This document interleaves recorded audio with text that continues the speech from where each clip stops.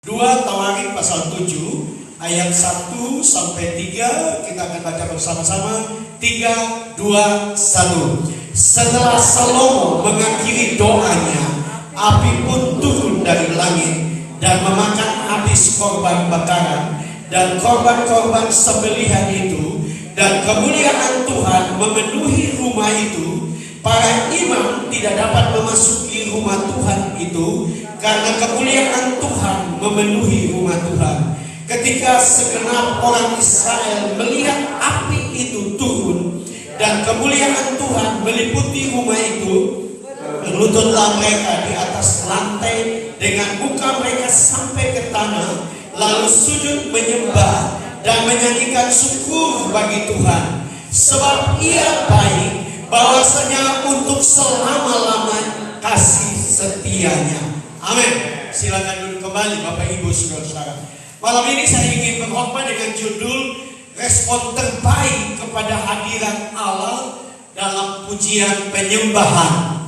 Nah, Bapak Ibu Saudara-saudara, beberapa tahun yang lalu seorang pengkhotbah terkenal dari Amerika yaitu Cindy Jacobs, dia dipakai Tuhan luar biasa.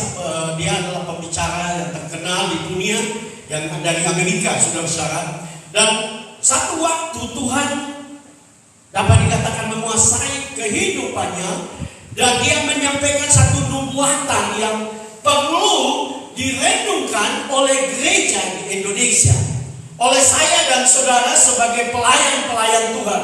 Dia berkata bahwa Tuhan akan membangun kembali Pondok Daud di Indonesia dan mengutus misionaris pemuji ke seluruh dunia.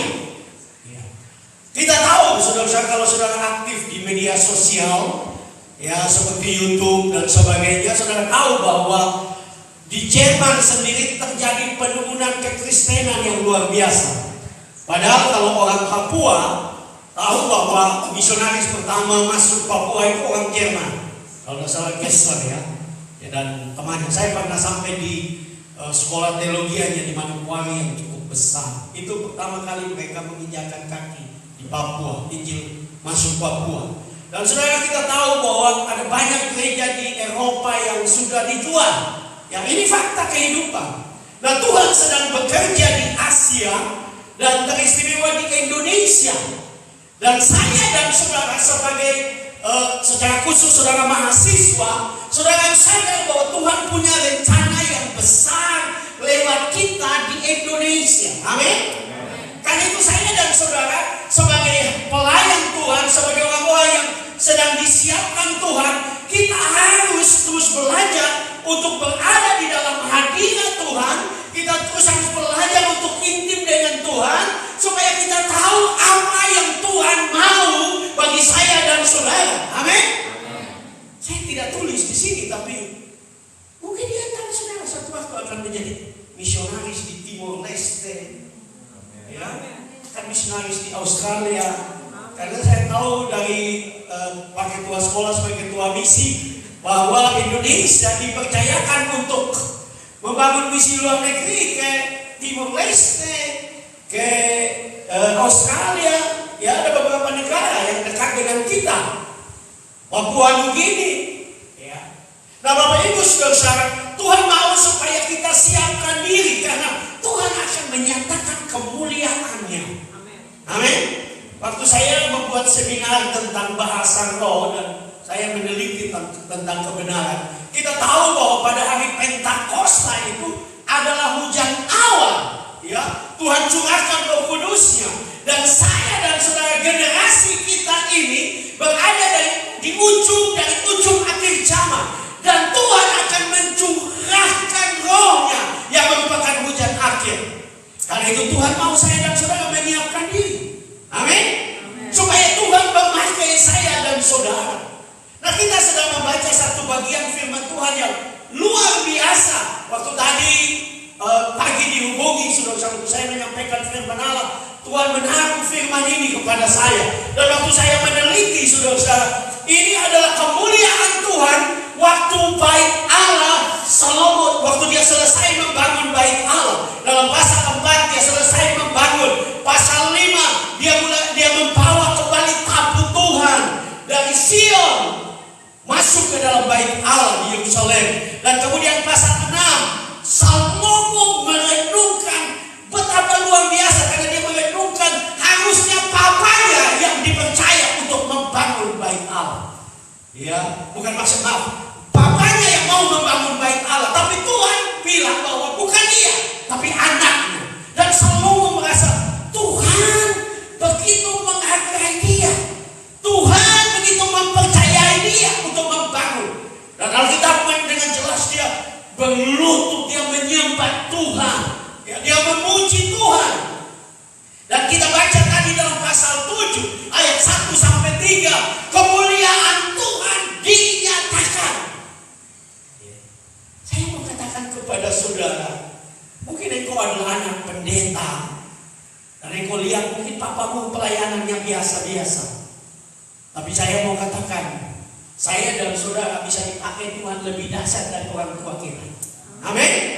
Atau lebih dahsyat dari gembalamu. Karena Tuhan dapat memakai saya dan saudara. Ya, saya coba untuk melihat di dalam bahasa Ibrani kata api kemuliaan. Api itu berasal dari kata ais. Ais itu adalah api adikodrati. Ya, karena dengan jelas tadi kita baca api turun dari langit dan membakar semua korban bakaran yang dipersembahkan oleh Salomo dan orang Israel. Bahkan di situ dikatakan api ini adalah api yang menyertai teofani. Kalau saudara belajar teologi, teofani adalah Allah mengambil rupa dalam pengertian menjelma menjadi malaikat Tuhan. Kalau saudara baca di dalam perjanjian lama tiap kali ada malaikat Tuhan dengan huruf besar, itu adalah teofani Kristus. Ya, Yesus datang ke dunia. Dia datang sebagai malaikat Tuhan, dia bertemu dengan Abraham, dia bicara dengan Abraham. Nah, Bapak Ibu Saudara-saudara, Tuhan sedang mengerjakan sesuatu yang besar dan dia mau mencurahkan apinya atas kehidupan kita. Amin. Sehingga saya dan saudara dalam pelayanan kita bukan pelayanan yang biasa-biasa, tapi pelayanan yang penuh dengan kemuliaan Tuhan. Amin. Bahkan selama masih saudara ada di asrama, saya mau katakan saudara harus terus membangun hubungan keintiman dengan Tuhan, sehingga saudara sudah mulai melihat kemuliaan Tuhan. Amin. Amin. Karena saya percaya Bapak Ibu Saudara-saudara bahwa pembentukan kita sebagai hamba Tuhan itu bukan saja di sekolah, pembentukan sekolah teologi, tapi apa yang saya suka sebut sebagai sekolah kehidupan. Ya, apa itu sekolah kehidupan? Kadang-kadang saudara menghadapi kesulitan dengan keuangan, saudara mengalami kesulitan dengan biaya kuliah saudara. Disinilah saudara harus belajar untuk melihat kemuliaan Tuhan, melihat kuasa Tuhan, melihat mujizat Tuhan. Amin. Amin. Karena Tuhan merancangkan yang terbaik. Dia tidak pernah gagal di dalam rencana saya dan dalam kehidupan kita. Itu sebabnya saya menulis di sini, ya, kita bisa lulus, ya, dengan sekolah teologi, tapi kita bisa tidak lulus dalam sekolah kehidupan. Artinya saudara lulus, tapi saudara Tuhan belum selesai membentuk kehidupan saya dan saudara. Itu sebabnya kenapa kita tahu di pelayanan ada hamba-hamba Tuhan yang aneh, ya, ada hamba-hamba Tuhan yang susah diatur. Karena mereka belum selesai dengan diri. Mereka menjadi troublemaker buat organisasi, selalu bikin masalah. Kenapa? Karena mereka belum selesai di sekolah teologi, dengan sekolah kehidupan. Dia pintar mungkin dengan ilmu teologi, tapi dia belum selesai dengan kehidupan. Nah, bagaimana kita bisa selesai dengan kehidupan kita? Saya percaya tidak ada cara lain. Kita harus rela dibentuk dalam keintiman dengan Tuhan, dalam persekutuan dengan Tuhan, dalam hubungan kita dengan Tuhan, kehidupan rohani kita, kehidupan doa kita, kehidupan pembacaan Alkitab saya dan saudara. Saya mau katakan kalau saudara lulus sekolah teologi dan saudara belum selesai baca Alkitab dari Kejadian sampai Wahyu, bagi saya saudara belum layak untuk berkhotbah. Ya. Kenapa? Karena saudara akan hidup dari firman Tuhan dan saudara belum pernah baca selesai apa yang saudara akan hidupi dalam pelayanan saudara. Ya, saya pernah dengar cerita teman-teman saya dari gereja yang orang selalu menganggap sekolah 9 bulan. Tapi tahukah saudara, saya tidak tahu sekarang, dulu waktu saya di Malang, saya ketemu dengan beberapa teman saya dari sekolah itu. Mereka ke sekolah 9 bulan, tapi mereka harus selesai membaca Alkitab. Mereka harus memenangkan, kalau tidak salah, 10 jiwa sebelum mereka tamat. Jadi itu persyaratan, saudara. Mereka harus doa puasa berhari-hari. Itu peraturan sekolah. Itu jelas menjadi target, saudara-saudara. Ya. Jadi waktu mereka keluar cuma 9 bulan, tapi mereka militan. Ya. Dan kelompok gereja Pentakosta itu paling terbesar di Indonesia. Padahal kebanyakan pendetanya cuma 9 bulan. Kenapa? Karena mereka sudah lulus dalam sekolah kehidupan. Mungkin secara teologis mereka tidak pandai, tapi mereka sudah disiapkan, dibentuk oleh Tuhan, sehingga mereka tahan di dalam penderitaan. Saya dengar sekolah, kalau tidak salah, kalau mau tamat itu semester terakhir harus doa puasa 40 hari. Ya, kita mau doa puasa setengah hari saja, mengeluh. Doa puasa setengah hari saya tidak tahu di sini ya, karena saya tidak tinggal di asrama. Dulu kita di asrama, doa puasa itu hanya perpindahan dapur ke kamar, karena sudah ada termos dan juga super mie. Apalagi saya tidak tahu di sini, tapi dulu kami di Malang itu, mungkin penjual-penjual tahu. Jadi hari Jumat itu mulai berderet penjual-penjual bakso, gado-gado, banyak. Lebih ramai di tempat jual makanan daripada diceper kadang-kadang. Nah, kita tidak siap, ya. Nah, oleh sebab itu mari kita akan belajar dari kebenaran firman Tuhan. Respon terbaik kepada hadirat Allah dalam pujian penyembahan. Yang pertama yaitu saya dan saudara, Tuhan minta untuk merendahkan diri di hadapan Tuhan. Amin.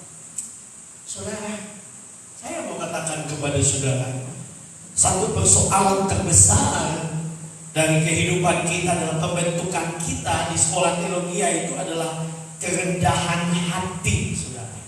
Ya, kerendahan hati. Tetapi Alkitab dengan jelas tadi kita baca waktu orang Israel melihat kemuliaan Tuhan, api yang datang dari surga membakar korban-korban. Dengan jelas di situ dikatakan bahwa mereka semua segenap Israel melihat api itu tumbuh dan kemuliaan Tuhan meliputi rumah itu. Berlututlah mereka di atas lantai dengan muka mereka sampai ke tanah dan sujud menyembah. Ya, saudara lihat ya. Ini penting di dalam pembentukan kita di sekolah teologi. Kerendahan hati. Ya, ada ungkapan yang mengatakan bahwa di sekolah teologi kepala kita boleh besar karena kita pandai secara teologi, tapi hati kita harus tetap kecil. Artinya kita terus harus merendahkan diri. Amin. Oh, banyak yang tidak percaya. Iya, saudara harus merendahkan diri. Kenapa? Karena Alkitab dengan jelas mengatakan bahwa Roh Kudus itu digambarkan seperti air. Air itu mengalir ya ke tempat yang rendah. Saudara makin merendahkan diri dengan doa, dengan pujian, dengan penyembahan, dengan berlutut, Roh Kudus akan lebih lagi dicurahkan dalam hidupmu. Amin. Dalam pelayanan Tuhan tidak lihat saudara muda atau tua. Tuhan lihat bagaimana engkau merendahkan hati di hadapan Tuhan. Tuhan dapat memakai saudara. Dia dapat menyatakan kemuliaannya dalam kehidupan saudara. Ya, karena dia Tuhan yang baik. Ya. Saya memang ada sempat beberapa tahun tidak mengajar, tapi hampir dapat dikatakan 30-an tahun, saudara-saudara, saya ada di sekolah teologi dan saya lihat mahasiswa. Saya cukup lama di Ambon, di Malang. Dan saya belajar satu hal. Semua mahasiswa yang rendah hati di sekolah sungguh-sungguh cari Tuhan, sungguh-sungguh berdoa kepada Tuhan.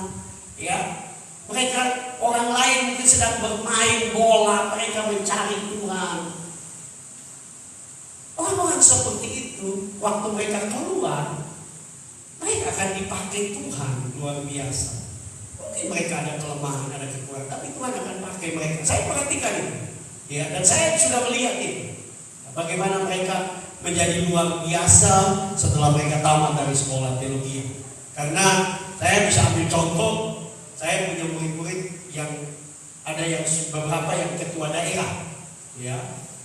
Dan saya tahu waktu mereka di sekolah, mereka adalah orang-orang yang sungguh-sungguh dengan Tuhan, mencari Tuhan, merendahkan diri di hadapan Tuhan. Ya, saudara boleh pandai secara teologis, harus pandai, karena dunia menuntut itu. Ya. Dunia sekarang menuntut itu. Ya, saya cukup aktif di satu media sekarang, saudara-saudara. Dan tadi malam saya ikut live mereka dan saya juga saya minta untuk saya ikut bicara. Dan saudara, saya ada di antara orang-orang muda di grup itu, saudara, di akun itu. Dan saya mesti akui mereka pandai-pandai. Waktu saya mau bicara terbuka ini, saya juga gugup. Karena mereka pandai menjelaskan, ya, kebenaran firman Tuhan, menjelaskan Tritunggal. Saya bilang luar biasa. Ya, padahal saya tahu mereka masih muda. Masih muda, saya bilang Tuhan luar biasa. Itu penting, saudara-saudara. Kita harus mempertanggungjawabkan apa yang kita percaya. Kita harus mempertahankan iman kita. Ya, kita harus.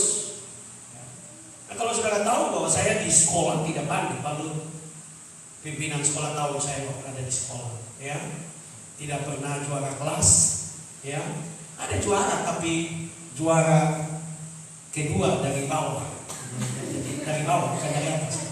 Ya, saya sedikit beruntung karena di bawah, ya. Kalau dihitung dari bawah saya juara dari belakang, ya. Tapi saya belajar, saudara-saudara, bahwa kalau kita terus mau bertumbuh, belajar, ya sampai sekarang kita terus belajar, ya. Kenapa, saudara? Sekarang Tuhan mau memakai kita, luar biasa. Saudara tidak tahu apa yang Tuhan mau pakai, saudara. Seperti apa sudah tidak tahu, ya. Dan saya tidak siap tulis di sini, tapi saya bersaksi dari diri saya. Saya dulu hanya berpikir tamat, pulang kampung, jadi gembala, kawin, dan punya anak. Itu aja. Dan saya hanya pikir dulu mau jadi gembala itu biar tidak pintar bahasa Yunani, tidak pintar bahasa. Yang penting saya lulus Yunani, lulus saja. Yang penting lulus. Tidak peduli mau keluar. Nah, ingin sama sekali, ya. Karena dulu juga ada konsep untuk apa sih bahasa Yunani memangnya dipakai dulu seperti itu. Yang penting obat api, apalagi kita orang Timur. Wah, kalau api itu biar salah juga orang amin.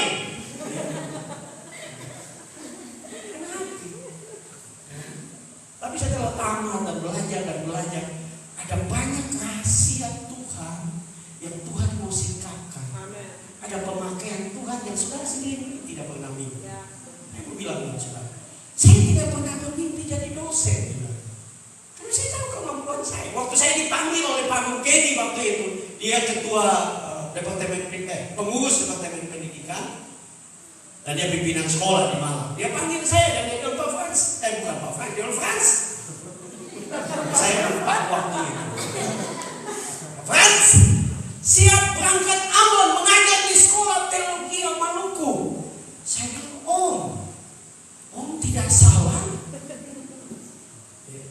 Saya ini tidak pintar, Om. Dia bilang, Frans, orang mengajar itu belajar dulu baru mengajar. Jadi kamu pergi baca buku baru mengajar. Aduh, Om, saya ini tidak ada visi jadi guru dosen, jadi pengajar. Om, dia bilang tidak. Dia cerita hidupnya. Dulu juga dia berpikir begitu. Ya. Dan saudara tahu, hampir bukan saya pelayanan tidak jelas, tidak. Tapi hampir semua jenis panggilan pelayanan saya sudah masuk. Jadi dosen sudah, jadi gembala sudah, jadi penginjil sudah. Belum kita mengangkat diri menjadi nabi. Tinggal waktunya saya main-main. Tapi saudara, saya dulu tidak pernah pikir begitu. Ya, mungkin banyak yang antara saudara pikir begitu. Yang penting kita tamat. Yang puji Tuhan kalau saya tamat STH, pulang kampung, lanjutkan papa pelayanan. Padahal Tuhan mau pergi di Australia, bukan di kampung. Jadi jangan batasi Tuhan. Kerjakan dirimu dan biarkan Tuhan mengangkat engkau. Ya, biarkan Tuhan mengangkat engkau. Ya, biarkan Tuhan mengangkat engkau. Karena ada banyak, saudara, Tuhan punya rencana yang besar bagi kita. Tapi Dia mau kita merendahkan diri. Ya, Dia mau saya dan saudara sadar akan kemuliaan-Nya. Saya coba lihat kata kemuliaan karena berulang-ulang dikatakan kemuliaan di sini. Api kemuliaan Tuhan. Kemuliaan itu berasal dari bahasa Ibrani kabot. Kabot itu bukan saja kemuliaan. Kabot itu berbicara tentang kehormatan. Tuhan akan angkat kita. Amin. Tuhan akan angkat saudara. Amin. Jadi siapkan diri. Di kamar merendahkan diri. Jaga hati, terus rendah hati. Biarkan Tuhan yang angkat. Saudara bisa duduk dengan orang-orang besar. Saudara bisa duduk dengan bupati-bupati dan cerita tentang firman Tuhan. Kan saudara adalah wakil Allah. Amin. Dan Tuhan mau pakai kabut itu juga kelimpahan kekayaan. Ya. Dan itu fakta terjadi dengan Salomo dan kerajaan. Tidak ada kerajaan yang besar dan penuh dengan kemuliaan seperti kerajaan Salomo. Kenapa? Karena Salomo merendahkan diri di hadapan Tuhan. Nah, kalau Salomo saja berlutut, dikatakan di sini tadi yang kita baca, saudara, orang Israel, seluruh orang Israel, Salomo dan berlutut, mereka berlutut di atas lantai, muka mereka sampai ke tanah. Dari agama sebelah, saudara-saudara, mereka percaya kalau makin sampai ke tanah dan hantam tanah dan ini kita makin suci. Nah, kita tidak percaya seperti itu, tapi itu penting. Ya. Saya dulu waktu bertobat karena gereja aliran Pentakosta agak jauh di gereja yang saya bertobat, jadi saya pernah masuk di GPDI 1 tahun karena kalau pergi terlalu jauh sekali. Ya, harus ganti beberapa kali mobil. Nah, saya masuk di GPDI, saudara. Saya suka karena di GPDI itu setelah firman Tuhan itu ada waktu itu semua berlutut. Ya, kelihatannya cuma seremonial saja, tapi saya percaya bahwa ada yang melakukan itu dengan kesungguhan. Sekarang ini kita mau berlutut juga. Memang dalam satu sisi banyak suasana kurang, jadi lutut sakit. Tapi saudara, kapan kita paling terakhir berlutut di hadapan Tuhan?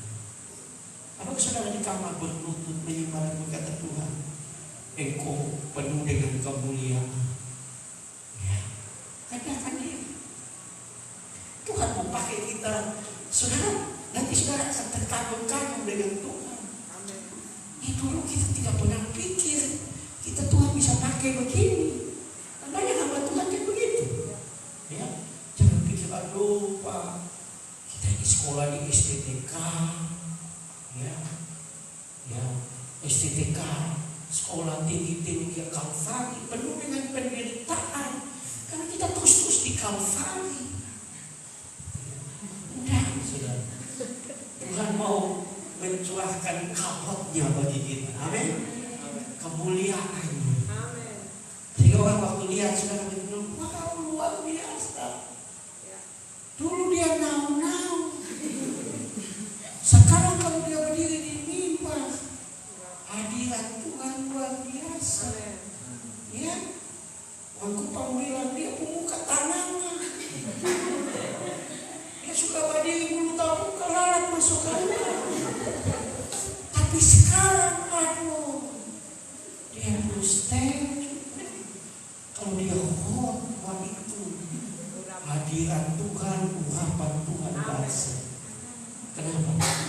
Ya, karena saudara sudah bayar harga. Amin. Ada ungkapan yang sahabat Tuhan yang dipakai luar biasa.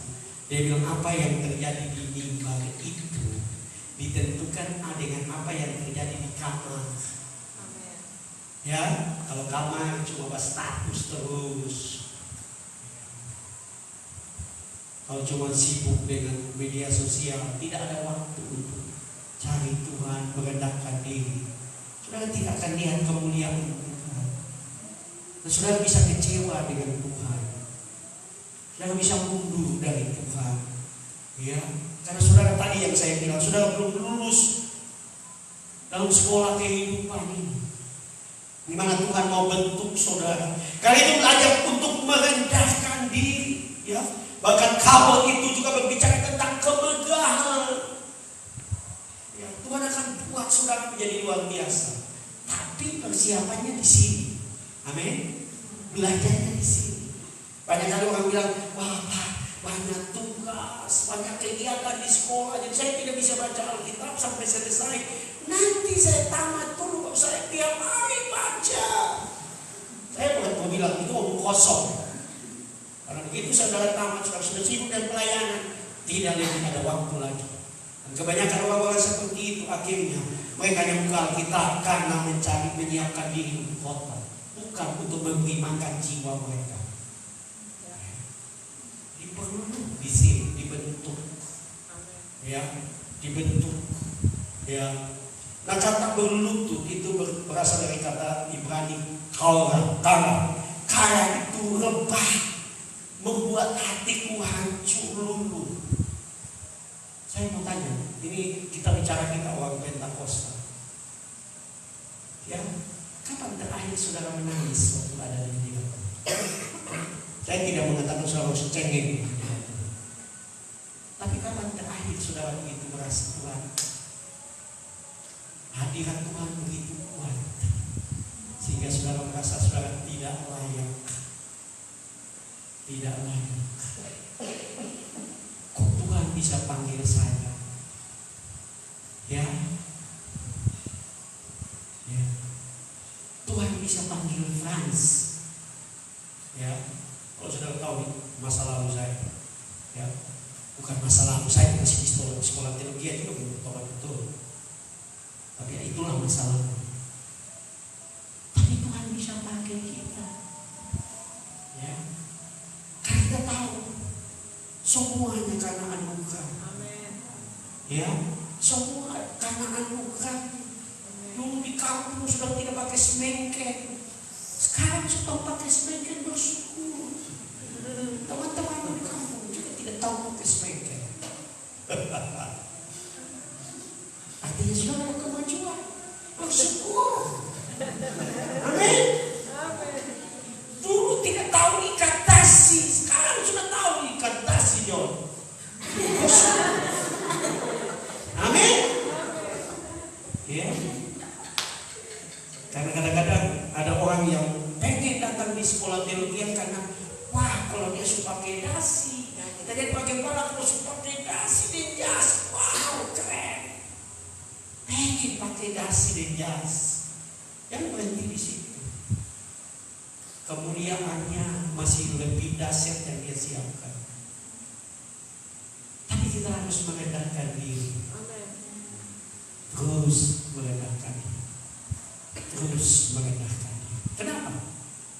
Karena saya percaya waktu kita terus merendahkan diri itu membentuk kita sehingga waktu kita jadi hamba Tuhan, kita tahu itu yang Tuhan mau. Ya. Dan Tuhan seringkali melakukan mujizat, ya, seperti itu. Waktu kita merendahkan diri, Dia tahu yang terbaik bagi kita, ya. Dia tahu yang terbaik bagi saya dan saudara. Itu sebabnya ada nasihat-nasihat dari pendeta tua, katanya, memang sekarang banyak orang pakai handphone, iPad untuk baca Alkitab, ya. Tapi dulu dibilang kalau saudara mau cari jodoh di antara teman-teman, pinjam Alkitabnya dan buka. Kalau Alkitabnya ada banyak coretan, ada sudah lusuh, artinya dia suka baca Alkitab. Orang seperti itu cocok dijadikan jodoh. Ya, tapi kalau saudara pinjam DP Alkitab, tahu dia suka Alkitab itu terjemahan dulu tuh yang sudah berapa tahun. Tapi Alkitabnya putih bersih, tidak pernah ada tulisan, ada catatan, ada lusuh sedikit. Jangan, karena dia tidak pernah buka itu. Ya. Kalau saudara ingin cari jodoh, lihatlah kehidupan doanya. Ya. Karena itu mempengaruhi nanti dia ke depan. Ya. Saya bicara begitu karena tadi waktu saya siap khotbah ini. Saudara tahu bahwa Ibu Christine jatuh cinta dengan saya. Karena waktu dia datang berdoa di chapel di malam, dia lihat saya berdoa. Ya, saya kemarin di MCC saya khotbah dan saya bilang, kalau orang tahu orang Hote tahu, Mesak itu turunan raja, tapi raja yang tidak punya kerajaan.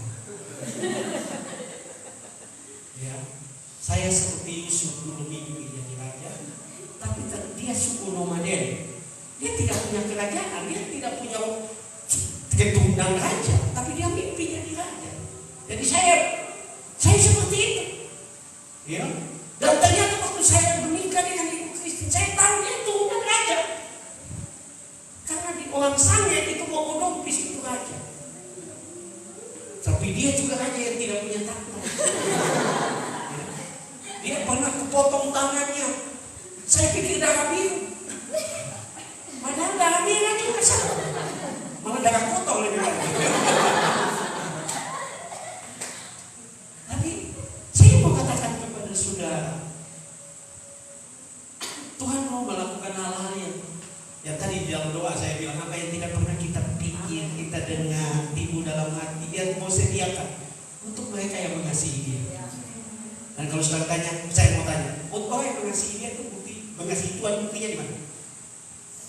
Mencintai firman, mencintai hadirat Tuhan, berdoa,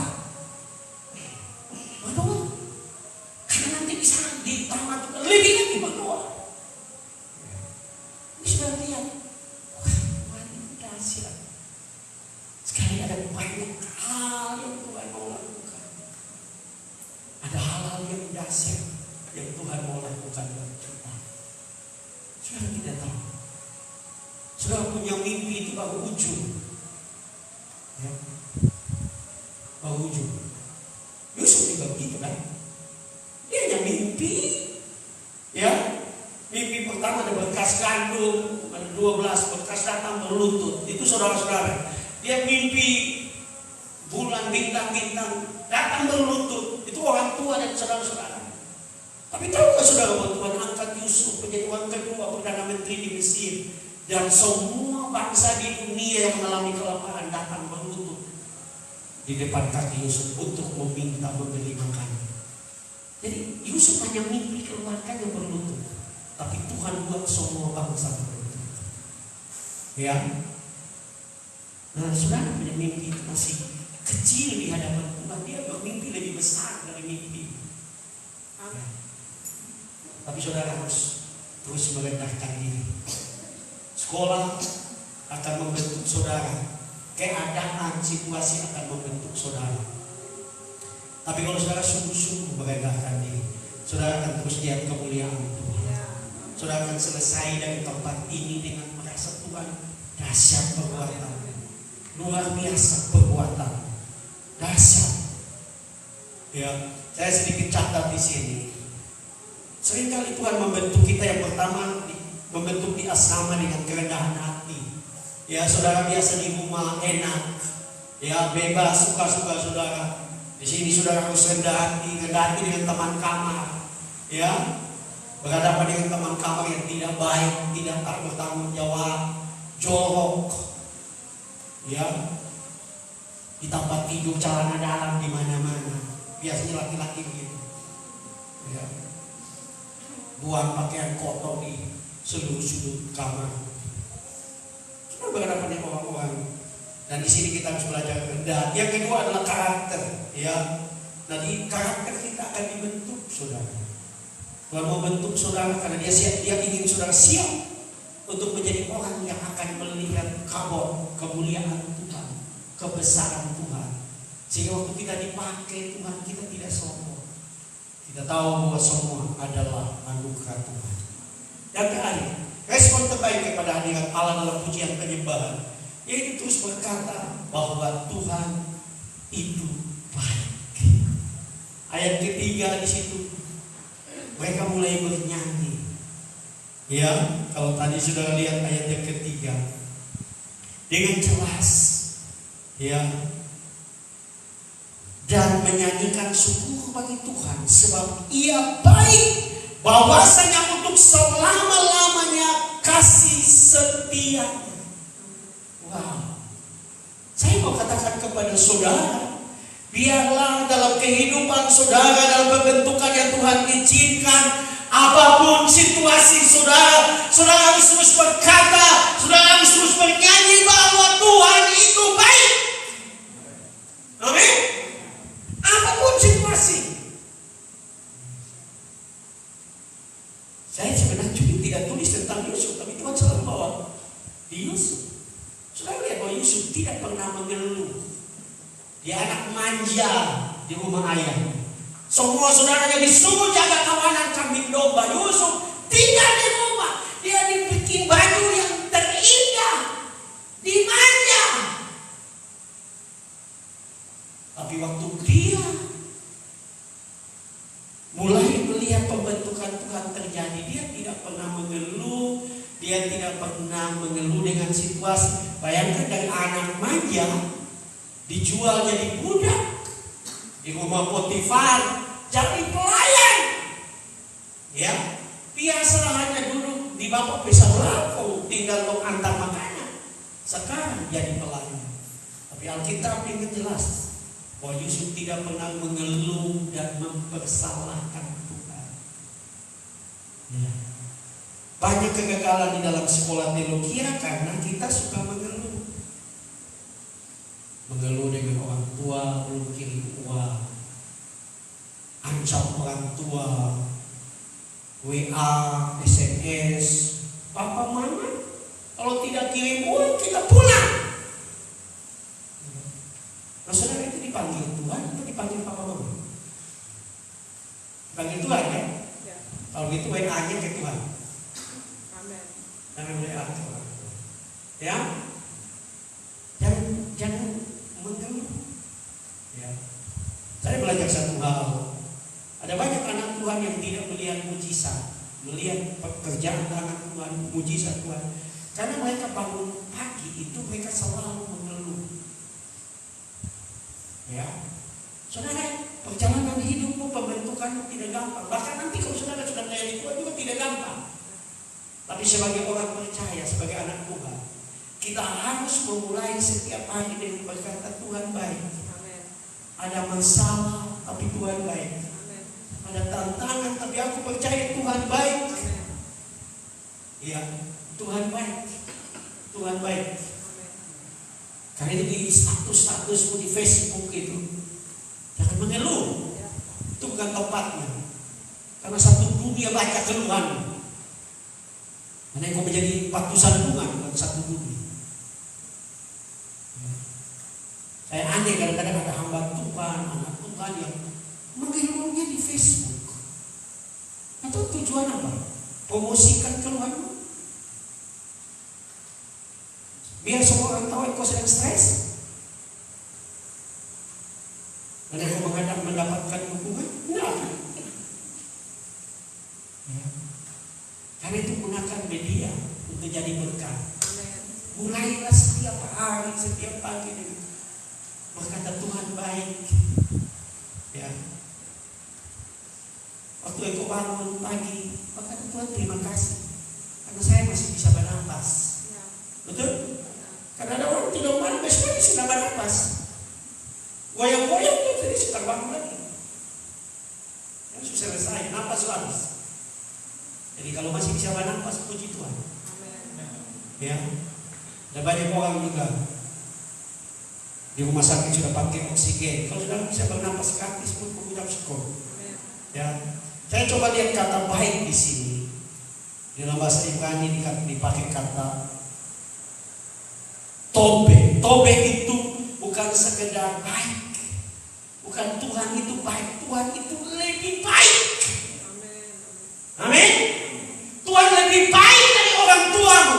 Orang tuamu bisa melupakan engkau. Orang tuamu bisa tidak tolong engkau. Sponsormu bisa lupa dengan engkau. Tapi Tuhan tidak pernah lupa. Amin. Karena Tuhan itu baik. Mungkin di sekolah engkau juga tidak dihargai. Tapi Tuhan itu baik. Dia lebih baik dari teman-temanmu. Dia lebih baik dari dosen. Karena dosen bisa salah. Sehingga dia memperlakukan engkau dengan tidak baik. Dia lebih baik dari semua. Amin. Memang kadang-kadang dia izinkan kita melewati tadi yang saya bicara tentang Yusuf. Seorang pengorban dunia bernama Louis Paulo pernah berkata, Yusuf adalah jalan aneh menuju takhta. Banyak orang merasa bahwa untuk pergi ke takhta dia harus menjadi orang yang terkenal, pintar dan sebagainya. Tapi Yusuf dijual, Yusuf diperlakukan tidak adil, Yusuf dilupakan. Bayangkan dia sudah tolong untuk juru minum, ya kan yang digantungkan juru roti tahu. Tolong artikan mimpi, Tuhan mau mimpi, juru rotinya mau digantung. Tapi juru minum ini dikembalikan di jabatan sudah janji. Kalau nanti kamu dikembalikan ingat saya ya. Dia dikembali dia lupa. Ya. Orang bisa lupakan engkau, keluarga bisa lupakan engkau, tapi Tuhan tidak pernah lupa. Amen.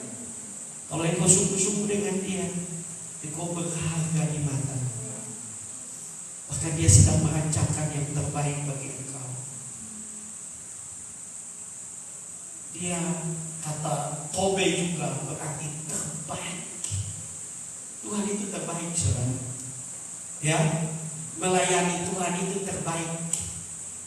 Ya.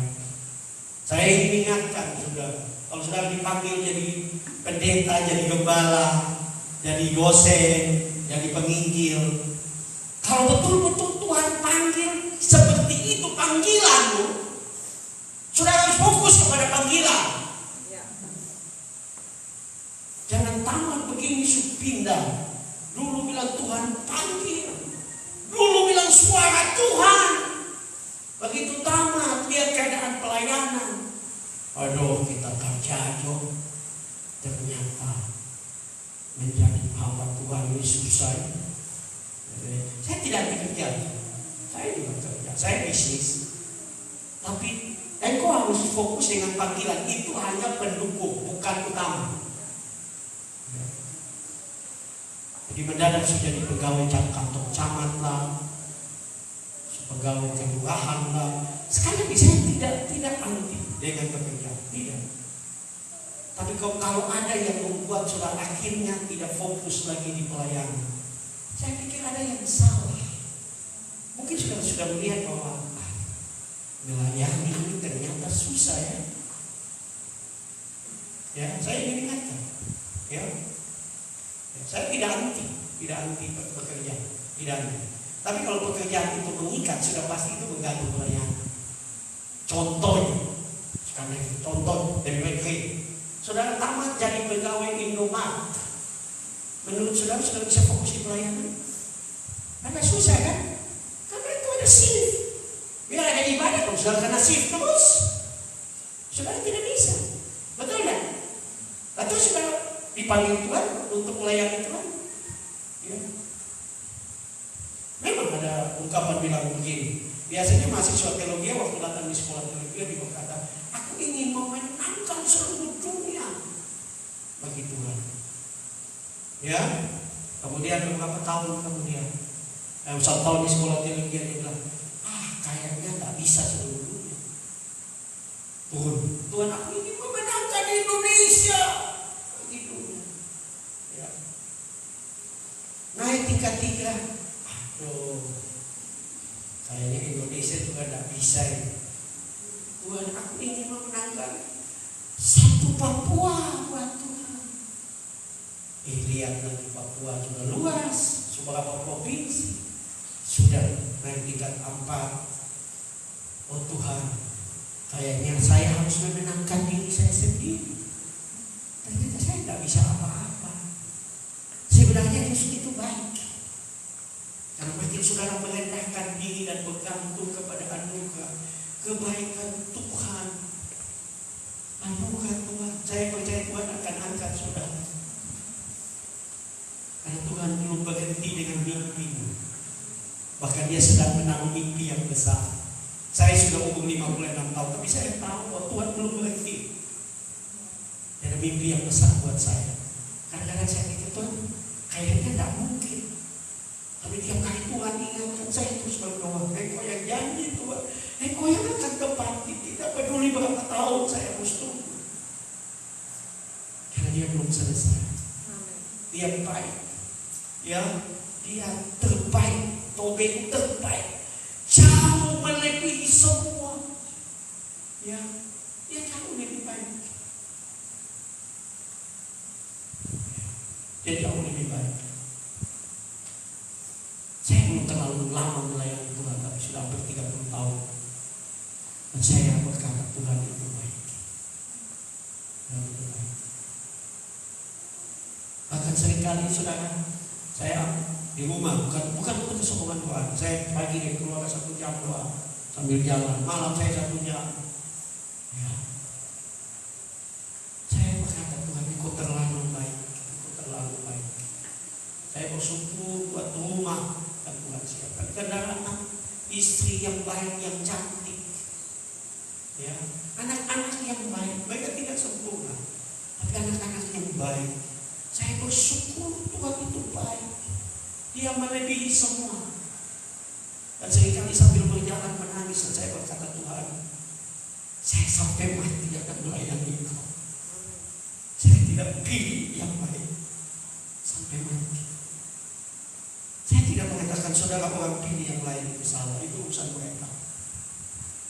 Tapi kalau engkau dipanggil Tuhan untuk melayani Tuhan, fokus kepada pelayanan.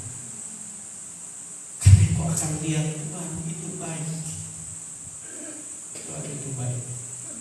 Tuhan itu baik. Tuhan itu terlalu baik. Dia belum berhenti menyatakan kemuliaan buat kita. Dia belum berhenti menyatakan kemuliaan. Jangan pernah mengeluh. Bangun tiap pagi dan katakan Tuhan Engkau baik. Engkau baik. Tuhan Engkau baik. Engkau baik. Engkau baik. Ya, saudara, terima kasih buat saudara yang saat ini dipanggil Tuhan untuk menjadi hamba Tuhan full time nanti, menjadi gembala pelayan Tuhan. Ya, terima kasih. Karena memang dalam mungkin 10 tahun belakangan ini terjadi penurunan drastis minat orang untuk menjadi hamba Tuhan gembala. Sekolah-sekolah teologi yang kehilangan mahasiswa yang mereka tidak ada minat lagi. Ya, tidak ada minat lagi. Orang rebutan jadi pegawai negeri. Tidak salah, saudara. Tapi kalau engkau dipanggil Tuhan untuk full melayani Tuhan, melayani Tuhan. Ya. Karena Tuhan itu baik. Apa sih yang Tuhan tidak bisa bikin? Ya. Apa sih yang Tuhan tidak bisa tolong, saudara? Apa sih yang Tuhan tidak bisa ubah, saudara? Ya. Kalau Tuhan bisa ubah Petrus yang penakut, yang menyangkal Yesus, menjadi pengkhotbah, dan sekali berkhotbah 3.000 orang bertobat. Sekarang ada banyak hamba Tuhan yang tidak duduk di kaki Tuhan, hanya pintar bicara. Dan sekali berkhotbah 3 orang meninggalkan gereja karena tidak duduk di kaki Tuhan. Yang disampaikan yang kejengkelan, sakit hati. Kalau saudara tidak hati-hati, saudara dipilih di mimbar itu apa yang saudara alami, saudara tumpahkan. Bukan apa yang Tuhan mau saudara bicara. Ya, itu sebabnya kita perlu duduk di Cari Tuhan. Cari Tuhan. Saudara ingin melihat api kemuliaan Tuhan turun dalam hidup pelayanan, duduk di kaki Tuhan, terus berkatakan dengan iman bahwasanya untuk selama-lamanya kasih setia, bahwasanya untuk selama-lamanya kasih setia. Dalam bahasa Ibrani kasih setia berasal dari kata kesed. Kesed itu kemurahan, bukan sekedar kasih setia. Kesed itu kasih sayang, kebaikan hatinya. Ya, dulu Facebook lama saya ada ungkapan yang saya tulis menjadi slogan di Facebook saya. Sekalipun aku tidak melihat tangan Tuhan, tapi aku dapat mempercayai hatinya yang baik. Dia baik, saudara. Saudara, makin saudara mencintai dia, saudara akan melihat Tuhan baik. Ternyata Tuhan sangat baik. Tuhan sangat baik. Dan pada akhirnya, kalau saudara dipakai Tuhan, saudara akan melihat sesuatu yang luar biasa. Saya mendengar kisah tentang Billy Graham. Ya, kalau saudara mungkin pernah baca tentang seorang pengkhotbah dunia bernama Billy Graham. Dia diakui sebagai pengkhotbah penginjil terbesar setelah Rasul Paulus. Dia dianggap penginjil yang tidak ada cacat, karena dia tidak ada pernah masalah keuangan, dia tidak pernah ada masalah wanita, dia tidak pernah ada masalah dengan jabatan. Dia seorang yang mengasihi Tuhan. Dia hidup dari tahun 1918 sampai 2018, saudara. Artinya 100 tahun. Dia hidup dalam pelayanan. Saudara tahu dia berkhotbah kepada 210 juta orang di dunia. Dia berkhotbah. Saya ingat zaman dulu itu saya pernah lihat dia khotbah, kalau tidak salah di Singapura itu dan disiarkan ke seluruh dunia lewat televisi. KKR yang di sini. Ya, saudara tahu dia mengunjungi 185 negara.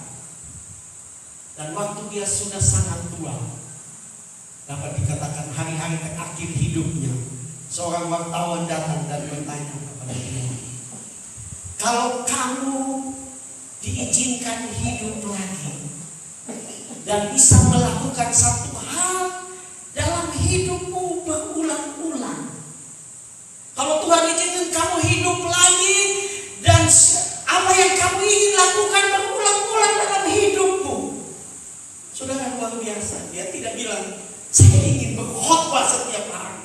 Enggak. Dia tidak ingin saya akan jadi hamba Tuhan yang luar biasa. Tidak. Ya.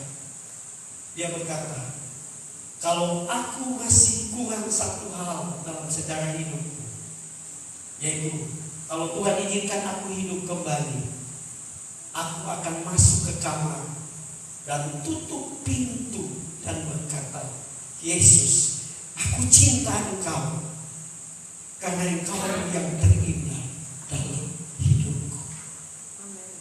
Orang yang sudah begitu luar biasa masih mau berkata, Tuhan, saya masih mau masuk ke kamar lagi. Dan berulang-ulang saya lakukan. Berkata Yesus, aku cinta Engkau karena Engkau terindah dalam hidupku. Banyak orang kecewa dengan Tuhan. Banyak mahasiswa kecewa dengan Tuhan. Banyak hamba Tuhan kecewa dengan Tuhan. Bukan salah Tuhan, kita yang salah. Kita tidak melakukan apa yang Dia mau. Dia mencari penyembah. Dia mencari penyembah. Beberapa hari yang lalu saya diberkati dengan khotbah daripada pendeta Chris Manusama.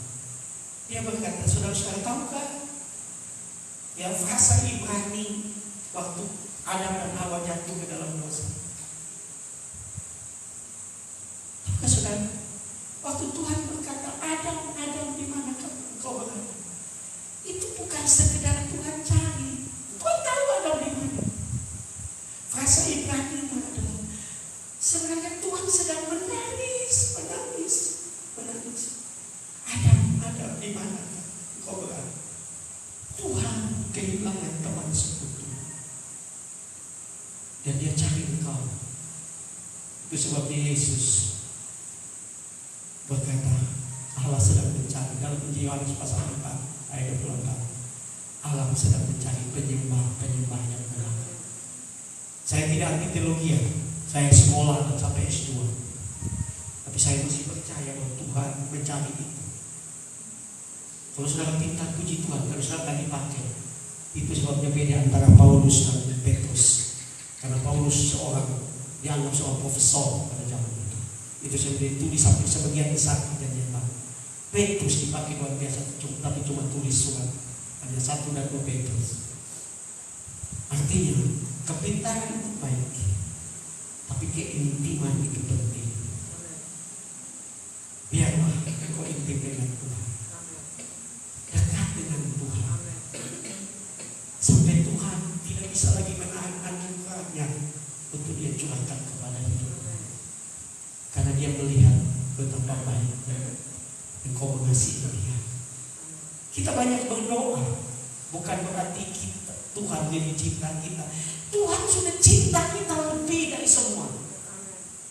Kita lebih banyak berdoa supaya kita lebih cinta Tuhan. Kita lebih banyak baca Alkitab, bukan supaya Tuhan senang dengan kita. Dia sudah senang dengan kita, dia sudah sayang kita. Tapi kita banyak baca Alkitab supaya kita lebih cinta Tuhan, lebih mengasihi. Saudara-saudara baik, saya percaya semester ini akan menjadi semester yang luar biasa. Kemuliaan Tuhan akan dinyatakan dalam hidupmu kalau setiap pagi kita semua bangun dan berkata, Tuhan engkau baik, engkau yang terbaik, engkau sangat baik, engkau luar biasa baik dalam